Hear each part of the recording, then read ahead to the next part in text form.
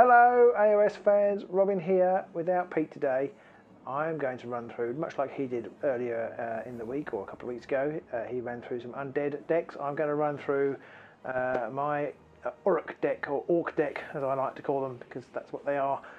So I'm going to run through my Orruk deck that we're going to play in our next game, which hopefully you'll be watching on Age of Sigmar soon. So you can see Gurzag there, waiting to do battle. So without further ado, let's have a look at what I've got. I'll start with just my tactics cards. Call of the War. Score this immediately if 3 or more of your fighters make a charge action this phase. My deck is going to be a heavily combat oriented deck. You'll see as you go through these objectives I haven't got any of the physical objective tokens in the deck in play at all. So I'm basically going to be trying to smash my opponents to pieces. That's my plan. So score this immediately if 3 or more of your fighters made a charge action.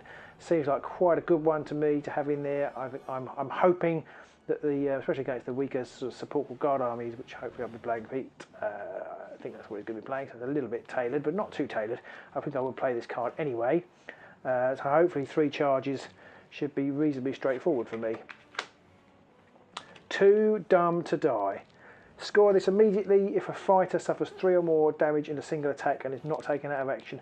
Again, I think this is likely with the Orcs, especially with Gurzag and his 5 wounds. So I think it's a good one to have in the deck. It's a score immediately card. I've got 2 score immediately cards in the deck. I do like those because they enable you to cycle through your objectives faster. They are the only 2. They're the only 2 I thought were worth playing for this setup. So maybe I'll regret that. Maybe I won't. Next one is Blooded. Score this at end phase if all your survivors have at least 1 wound token. Again, it's going to be combat orientated. Orcs have got lots of wounds. I'm hoping that will come in the end of an end phase. Swift Advance. Score this in an end phase. All of your surviving fighters are in enemy territory.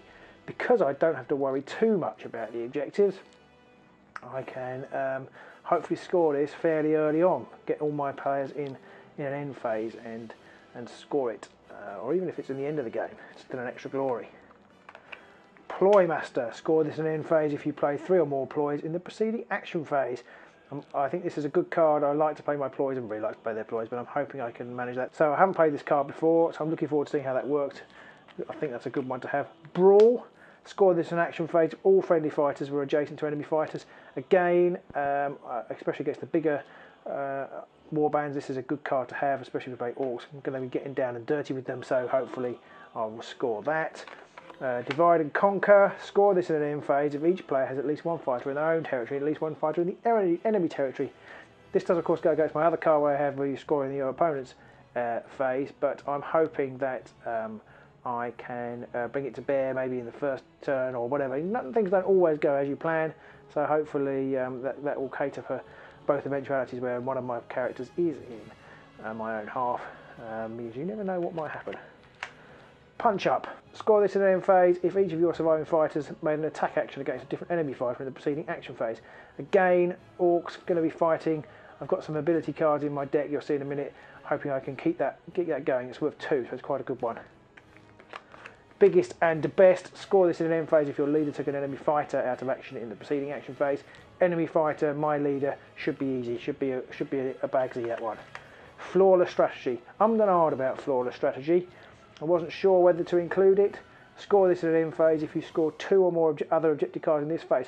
I'm hopeful of my tactics will bring through 2 in a phase that I can score. It's a bit of a bind because you've only got the 2 that you've got. You've got to score them both. You've only got 3 objective cards. I wasn't sure about this. I wanted to try it. Let's see whether it works. We'll see. Because it could go horribly wrong if I end up with something like this in my hand.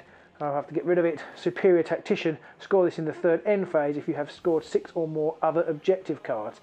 Again, I'm hoping to cycle through my deck at a reasonable rate. I'm hoping to score this. Should be easier than scoring many objectives, I think. Sorry, many physical objectives. That should be easier to score. That's my biggie at the end. 3 extra. And Conquest. Score this in the 3rd end phase if all surviving fighters are in your opponent's territory. I only need 1 alive. I should be able to get into the opponent's territory. Conquest is a card I like for almost anybody I play. So that is the objectives over there. Move those out of the way. And then we'll look at the ploys.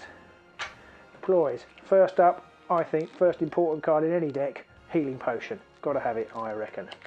Confusion, switching those cards, all about the movement in this game. It could be useful. Could be useful to knock people off objectives if you're adjacent to them at the end of a phase. But I like to have confusion in there. Sidestep, again, about movement. Important for me if I'm going to get those points for scoring against two different enemies. I can sidestep up and smack somebody in the face. Gorkamorka's Blessing, an orc only card. First attack action with range 1, it gets +1 damage. Always worth having, do some smashing. Mighty Swing again enables me to target all adjacent enemy fighters. So that in the next activation. So again, another card for taking out many fighters. Illusory Fighter. This one is my kind of backup card. Choose one of your fighters on the battlefield, place them on a starting hex in your territory. If I find myself out of position, so for some reason I've ended up back off the board, back at the back of the board, defending an objective for some reason, as sometimes happens, I can play this card, push him right up to the barrier. The starting point is close to the edge, and then hop over into the opponent's half. That's my plan. Or if I need to come back, I can do the same. So that's what I'm hoping for with that card. That's a kind of defensive card a little bit. Give me some tactical flexibility. More chopping. Roll an extra attack dice for the first attack action in the next activation. More chopping. What do you need? Scavenge. Good card for the Orcs, I reckon, this one. Play this after a friendly fighter's attack action that takes an adjacent enemy fighter with an upgrade out of action. Gain an additional glory point. You know, that's a free glory. Got to be had. Again, glory in the turn. Glory in the turn is handy because you can spend it immediately. Cunning but brutal. I love cunning but brutal and brutal but cunning. Two sides of the same coin. So cunning but brutal. Play this after a friendly fighter's move action. The fighter can make an attack action. You cannot play this during a charge action. Basically, it means you effectively get the effect of a charge by moving and fighting, but you haven't charged, so you can keep fighting afterwards. I love that card. It's a really good card. Possibly my favourite card. Brutal but cunning. Play this after an attack action and push that fighter up to 3 hexes. Again, it's all about the mobility. So you can charge in and then move out of the way or back to the more defensive position. It's a really nice card that I hope to put into action. Now for my upgrade cards. Brutal Swing. Restricted to Bone Cutter. I'm not a fan of the restricted cards, but I think Bone Cutter is worth having. This targets all fighters, adjacent enemy fighters. Worth having for Bone Cutter. 3 swords, 2 damage. Get a +1 damage on that, and he's pretty handy. Shade Glass Dart. Wasn't sure about this. Underlined it. It's probably gone in because I just love the card, and it's the only range card in the game, and I just really like it. When I say only range, it's the only range 3 card. And I really like it. It's 3 swords, which is great, and it's only 1 damage, and looking at the cards, you can't really upgrade that damage. On a critical hit, you do an extra +1. I just think it's handy. If you pulled out of position and somebody's not very far, is far away with only 1 wound, you can shoot them. And I think it's worth having. Even in this Orc deck, I went for it. Helpful Whispers. Helpful Whispers. If this fighter has no adjacent friendly fighters, rolls of one single crit are successes. I'm planning on the Orcs going to be wading through. I think there's a good chance that they won't have anybody next to them, so I think that's a good card to play in an Orc deck, and probably a Stormcast deck as well. Cunning Duelist. During this fighter's action that succeeds against an adjacent enemy fighter, instead of driving the target back, you can choose to switch the places. Again, excellent for objective capture. I'm not going to be trying to capture objectives, but Pete will, and I can move him off them, so that's my plan with that one. Wow! This fighter attack action with a range of 1 or 2 has +1 damage in which they make a charge action. Probably worth having with Orcs. Great Fortitude, +1 wounds. Can take somebody up to 5 or 6 wounds, depending on which Orc I play it on. Great Strength, +1 damage. Not so useful against perhaps the weaker armies, but you know, you've got to have it in your deck for Orcs, I think, to help them smash through the opponents. Dead. This is another restricted card. Again, I'm a little bit wary of having restricted cards because if your player dies or your player's out of position, you don't really get to use it. It's a bit of a waste, but it's at least for 2 characters. So Hacker and Basher can have this, and it gives them an Dead, which means that they reduce the damage by 1 to a minimum of 1. So it sort of reduces the chances of them dying, which is obviously a good thing. A Low Blow. Wasn't sure about this, but a Low Blow only does 1 damage, but both swords and hammers are successes for the attack action. for this attack action. So it only does 1 damage, but you've got a good chance of hitting with it. And with a few cards which boost your strength and damage, I think that's worth having in there as a sort of synergy card. You can make that quite tasty, I reckon. And finally, for some reason, I've got legendary swiftness. Orcs are quite slow. It might be useful to have a bit of speed in there. I haven't got sprint in my deck. I do like to play with sprint, but I don't have it. But I have put 1 +1 move card in there just to see how things go. So that is my Orc deck. I'm going to be trying to move my boys into Pete's zone and try and smash as many of his enemies as I possibly can. So there you go, that was my deck. Of course you could play it completely differently. You could put objectives in there, give the Orcs something to do. So if I was going to go for an objective focused deck, I'd put this one in.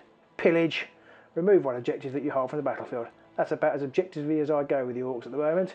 But I haven't put that one in today. Pillage is a nice card, especially with some of those big on objective 4, objective 2 cards knocking around, where you can score quite a lot of points on them for various reasons. Pillage will be handy for that. Gone without it, because I'm not sure I'm going to be playing for those objectives at all. But there you go. There are my Orcs. I hope you enjoyed that. I hope I can beat Pete with it. I hope I'm going to make an entertaining game. I'm going to be not going for those objectives. I'm going to be trying to smash my way through Pete's forces and stop him getting his objectives. So we'll see how that goes on our next battle report. Thanks for listening. I hope you enjoyed that. I hope you found it useful. As usual, like if you liked it. Please feel free to comment and subscribe. Bye!